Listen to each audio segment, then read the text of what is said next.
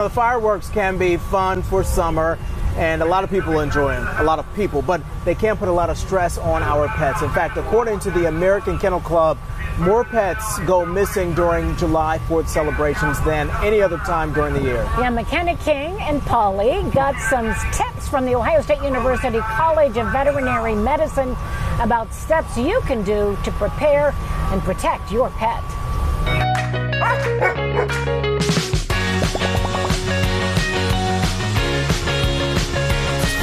One of the most important things is to make sure that your pet's microchipped. It's a tiny device under your pet's skin, but it's crucial. When we are taking care of stray animals, one of the first things we do is scan them for a microchip. And we use a microchip reader that looks just like this.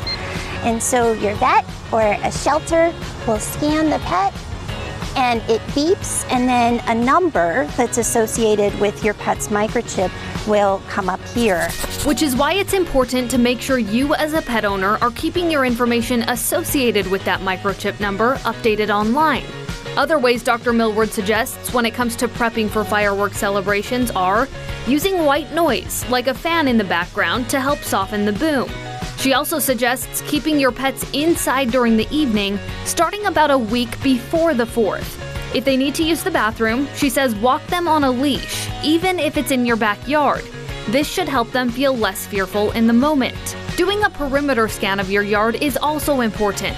Dr. Millward says pets find all kinds of ways to escape when they're scared. And in more serious situations, anti-anxiety medications are an option for fireworks and for thunderstorms. So Dr. Millward suggests working with your veterinarian to develop a plan.